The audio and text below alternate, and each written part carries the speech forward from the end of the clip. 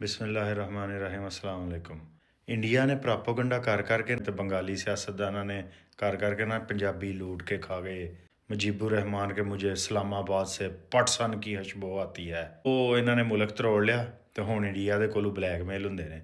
ਜੇ ਅੱਜ ਇਹਨਾਂ ਕੋਲ ਐਟਮ ਬੰਬ ਹੁੰਦੇ ਤੇ ਅੱਜ ਮਹਿਫੂਜ਼ ਹੁੰਦੇ, ਇੰਡੀਆ ਦੀ ਬਲੈਕਮੇਲਿੰਗ 'ਚ ਨਾ ਹੁੰਦੇ। ਅੱਛਾ, ਤੁਹਾਨੂੰ ਦੱਸ ਦਿੰਦੇ ਹਾਂ ਫਿਰ ਪਾਕਿਸਤਾਨ 'ਚ ਜਿਹੜਾ ਲੰਡੇ ਦੇ ਅੰਗਰੇਜ਼ ਦਾਨਿਸ਼ਵਰ ਨੇ ਨਾ, ਬੰਗਾਲੀ ਦੇਖੇ ਆਜ਼ਾਦ ਹੋ ਕੇ ਕਿਤਨੇ ਆਗੇ ਗੁਜ਼ਰ ਰਹੇ ਆ। ਤੁਹਾਨੂੰ ਦੱਸ ਦਿੰਦੇ ਹਾਂ ਕਿੰਨੇ।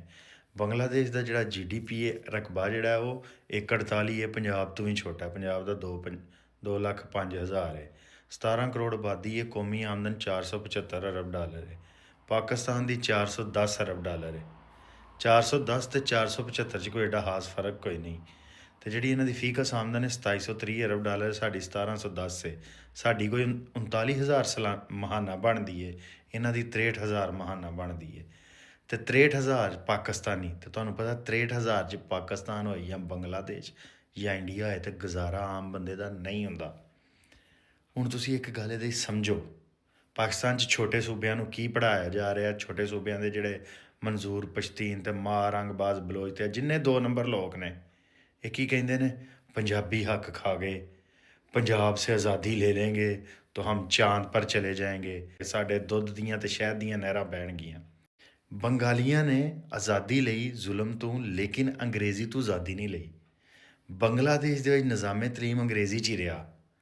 ਅੱਜ ਬੰਗਲਾਦੇਸ਼ ਸਾਡੇ ਤੋਂ ਅੱਗੇ ਕੋਈ ਨਹੀਂ ਲੰਘਿਆ। ਇੱਥੇ ਬੰਗਾਲੀ ਅਸੀਂ ਵੇਖੇ ਨੇ, ਉਹਨਾਂ ਦੇ ਡਾਕਟਰ, ਇੰਜੀਨੀਅਰ ਸਾਰੇ ਬਾਹਰ ਨੇ।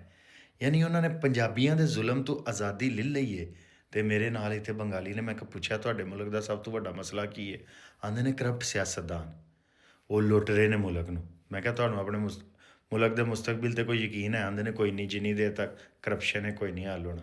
ਅਤੇ ਜੇ ਪੰਜਾਬੀ ਕਰਪਟ ਸਨ ਤਾਂ ਬੰਗਾਲੀ ਵੀ ਹੁਣ ਕਰਪਟ ਨੇ। ਇਹ ਕੀ ਮਸਲਾ ਹੈ? ਸਾਰੇ ਹੀ ਕਰਪਟ ਨੇ। ਅਤੇ ਜੇ ਪੰਜਾਬੀ ਅੱਜ ਕਰਪਟ ਨੇ, ਪਾਕਿਸਤਾਨ ਅਤੇ ਕਾਬਜ਼ ਨੇ, ਅਤੇ ਤੁਸੀਂ ਜਿਹੜਾ ਪਠਾਨ ਜਾਂ ਬਲੋਚ, ਉਹਨਾਂ ਦੇ ਸਿਆਸਤਦਾਨਾਂ ਨੇ ਕੱਲ੍ਹ ਨੂੰ ਅੱਲਾ ਨਾ ਕਰੇ ਪਾਕਿਸਤਾਨ ਨੂੰ ਕੁਛ ਹੋਏ ਅਤੇ ਉਹਨਾਂ ਨੇ ਕਰਪਟ ਨਹੀਂ ਹੋਣਾ। ਇਹ ਗੱਲ ਸਮਝਣੀ ਪੈਣੀ ਹੈ। ਬੰਗਾਲੀਆਂ ਨੇ ਕੀ ਕੀਤਾ? ਪਾਕਿਸਤਾਨ ਤੋਂ ਆਜ਼ਾਦੀ ਇੰਡੀਆ ਨੇ ਦਵਾਈ ਹੈ, ਉਂਝ ਤਾਂ ਉਹ ਲੈ ਨਹੀਂ ਸਨ ਸਕਦੇ। ਇੰਦਰਾ ਗਾਂਧੀ ਨੇ ਇੰਡੀਅਨ ਆਰਮੀ ਚੀਫ ਨੂੰ ਕਿਹਾ ਕਿ ਕਿੰਨੀ ਦੇਰ 'ਚ ਬੰਗਲਾਦੇਸ਼ ਲੈਦਾ ਕਰੇਗਾ। ਉਹਨੇ ਕਿਹਾ ਮੈਨੂੰ 6 ਮਹੀਨੇ ਦਾ ਟਾਈਮ ਦੇ, 6 ਮਹੀਨੇ ਮੈਂ ਤਿਆਰੀ ਕਰਨੀ ਹੈ, ਉਸ ਤੋਂ ਬਾਅਦ ਹਮਲਾ ਕਰਾਂਗਾ। ਅਤੇ ਜਿਹੜਾ ਆਉਂਦੇ ਨਾ ਪਾਕਿਸਤਾਨੀ ਫੌਜ ਪਤਲੂਨੇ ਛੋੜ ਕੇ ਭਾਗ ਆਈ, ਇਹ ਬਗੈਰਤ ਮਨਜ਼ੂਰ ਪਸ਼ਤੀਨ ਅਤੇ ਇਹ ਮਾਂ ਰੰਗ ਬਲੋਚ। 6 ਮਹੀਨੇ ਉਹਨਾਂ ਦੀ ਫੌਜ ਪੂਰੀ ਪਲੈਨਿੰਗ ਕਰਕੇ ਤਿਆਰੀ ਕੀਤੀ ਹੈ। ਅਤੇ ਪ੍ਰਵੀਨ ਸੁਹਾਨੀ ਨੂੰ ਜਾ ਕੇ ਸੁਣ ਲਓ, ਇੰਡੀਆ ਦਾ ਦਫਾਈ ਤਜਜ਼ੀਆ ਕਰ ਰਹੇ। ਉਹਨੇ ਕਿਹਾ ਕਿ ਇੰਡੀਅਨ ਫੌਜ ਦੀ ਇੰਨੀ ਜ਼ਰੂਰਤ ਨਹੀਂ ਹੈ ਕਿ ਕਸ਼ਮੀਰ ਦੀ ਜਿਹੜੀ ਲੈਂਡ ਸੀ ਨਾ, ਕੰਟਰੋਲ ਲਾਈਨ, ਉੱਥੋਂ 1 ਇੰਚ ਵੀ ਅੱਗੇ ਆ ਸਕੇ। ਮਸ਼ਰਕੀ ਪਾਕਿਸਤਾਨ 'ਚ ਤਾਂ ਨਾ ਸਾਡੇ ਕੋਲ ਨੇਵੀ ਰਹੀ, ਨਾ ਸਾਡੇ ਕੋਲ ਏਅਰਫੋਰਸ ਰਹੀ, ਫਿਰ ਵੀ ਸਾਡੀ ਫੌਜ ਬਹਾਦਰੀ ਨਾਲ ਲੜੀ। ਲੇਕਿਨ ਉਹ ਗੱਲਾਂ ਬਾਅਦ 'ਚ ਨੇ। ਇਹ ਜਾਹਲ ਜਿੰਨੇ ਵੀ ਇਹ ਗੱਲਾਂ ਕਰਦੇ ਨਾ ਜਹਾਲਤ ਨਾਲ ਕਿ ਅਸੀਂ ਪੰਜਾਬੀ ਦੇ ਤਸੱਲਤ ਤੋਂ ਆਜ਼ਾਦ ਹੋ ਗਏ ਅਤੇ ਅਸੀਂ ਚੰਦ 'ਤੇ ਟੁਰ ਜਾਣਾ, ਦੁੱਧ ਨਹਿਰ ਦੀਆਂ। ਬੰਗਾਲ 'ਚ ਕਿਉਂ ਨਹੀਂ ਬੈਠੀਆਂ? ਅੱਜ ਬੰਗਾਲੀ ਆਪਣੇ ਮੁਲਕ ਦੇ ਮੁਸਤਕਬਲ ਤੋਂ ਮਾਯੂਸ ਨੇ। ਅੱਜ ਵੀ ਉਹ ਕਹਿ ਰਹੇ ਨੇ ਸਾਡੇ ਸਿਆਸਤਦਾਨ ਕਰਪਟ ਨੇ। ਵਜ੍ਹਾ ਕੀ ਹੈ? ਉਹਨਾਂ ਅੰਗਰੇਜ਼ੀ ਨਿਜ਼ਾਮੇ ਤਲੀਮ ਨਹੀਂ ਬਦਲਿਆ। ਪੰਜਾਬੀ ਦੀ ਗੁਲਾਮੀ ਤੋਂ ਤੇ ਆਜ਼ਾਦ ਹੋ ਗਏ। ਹਾਲਾਂਕਿ 1970 ਤੱਕ ਪਾਕਿਸਤਾਨ ਅਤੇ ਪਠਾਨ ਜਨਰਲ ਜਿਹੜੇ ਸਨ ਨਾ, ਉਹ ਕਾਬਜ਼ ਸਨ। ਅਯੂਬ ਖਾਨ, ਯਹੀਆ ਖਾਨ, ਉਸ ਤੋਂ ਇਲਾਵਾ ਜਿਹੜੀ ਬਿਊਰੋਕਰੇਸੀ ਸੀ ਉਹ ਸਾਰੀ ਜਿਹੜੀ ਸੀ ਉਰਦੂ ਬੋਲਣ ਵਾਲੀ ਸੀ। ਫੌਜ ਦੇ ਵਿੱਚ ਕਿਉਂਕਿ ਪੰਜਾਬੀਆਂ ਦੀ ਛੋਟੇ ਰੈਂਕਾਂ 'ਤੇ ਜ਼ਿਆਦਾ ਤਾਦਾਦ ਸੀ, ਅਤੇ ਇਲਜ਼ਾਮ ਪੰਜਾਬੀ 'ਤੇ ਲੱਗਾ। ਹਾਲਾਂ ਪਾਕਿਸਤਾਨ ਦੀ ਜਿਹੜੀ ਵੱਡੀ ਤਾਕਤ ਦੇ ਮਰਾਕਜ਼ ਸਨ ਉਹ ਗੈਰ ਪੰਜਾਬੀ ਸਨ। ਲੇਕਿਨ ਉਹ ਪੰਜਾਬੀ ਦੇ ਖਿਲਾਫ ਨਫ਼ਰਤ ਪਵਾ ਕੇ ਬੰਗਾਲੀਆਂ ਨੂੰ ਵੱਖਰਾ ਕਰ ਲਿਆ। ਅਤੇ ਤੁਸੀਂ ਪੰਜਾਬੀ ਤੋਂ ਤਾਂ ਆਜ਼ਾਦ ਹੋ ਗਏ, ਸਗੋਂ ਅੰਗਰੇਜ਼ਾਂ ਤੋਂ ਆਜ਼ਾਦ ਹੋ ਜਾਂਦੇ ਨਾ, ਅਤੇ ਅੱਜ ਅੱਗੇ ਲੰਘ ਜਾਂਦੇ। ਹੁਣ 17 ਕਰੋੜ ਦੀ ਆਬਾਦੀ ਹੈ ਬੰਗਲਾਦੇਸ਼ ਦੀ। ਪੂਰੀ ਦੁਨੀਆ 'ਚ ਬੰਗਾਲੀ ਟੈਕਸੀਆਂ ਇੱਥੇ ਚਲਾ ਰਹੇ ਨੇ। ਬੰਗਾਲੀਆਂ ਅਤੇ ਪਾਕਿਸਤਾਨੀਆਂ 'ਚ ਕੀ ਫ਼ਰਕ ਹੈ? ਸਾਡੇ ਨਾਲ ਇੱਥੇ ਬੰਗਾਲੀ ਨੇ ਸਾਈਕਲ 'ਤੇ ਡਿਲੀਵਰੀਆਂ ਕਰਦੇ ਨੇ, ਸਾਡੇ ਤੋਂ ਬਹੁਤੀ ਮਿਹਨਤ ਕਰਦੇ ਨੇ। ਸਾਡਾ ਨਖਰਾ ਹੈ ਅਸੀਂ ਗੱਡੀਆਂ 'ਤੇ ਡਿਲੀਵਰੀਆਂ ਕਰ ਰਹੇ ਹਾਂ। ਇੰਨੇ ਹੀ ਉਹ ਅਮੀਰ ਨੇ ਔਰ ਇੰਨੇ ਹੀ ਅੱਗੇ ਲੰਘ ਗਏ ਨੇ, ਅਤੇ ਘੱਟੋ ਘੱਟ ਗੱਡੀਆਂ ਲੈ ਲੈਂਦੇ।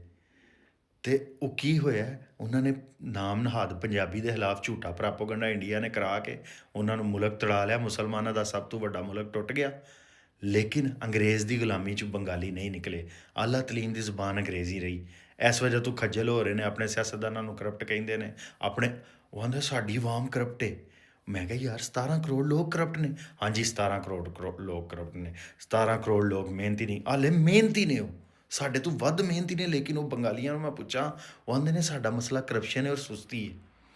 ਮਸਲਾ ਕੀ ਹੈ? ਉਹ ਵੀ ਉਹਨਾਂ ਦੇ ਡਾਕਟਰ, ਇੰਜੀਨੀਅਰ, IT ਵਾਲੇ ਸਾਰੇ ਬਾਹਰ ਨੇ। ਬੰਗਲਾਦੇਸ਼ ਤੁਸੀਂ ਥੋੜ੍ਹੀ ਜਿਹੜੇ ਸਾਡੇ ਤੋਂ ਜਿਹੜਾ 65 ਕਰੋੜ ਡਾਲਰ ਜ਼ਿਆਦਾ ਕਮਾ ਰਹੇ ਨੇ, ਪਤਾ ਕਿੱਥੋਂ ਕਮਾ ਰਹੇ ਨੇ? ਇੱਕ ਤੋਂ ਟੈਕਸਟਾਈਲ ਤੋਂ ਕਮਾ ਰਹੇ ਨੇ।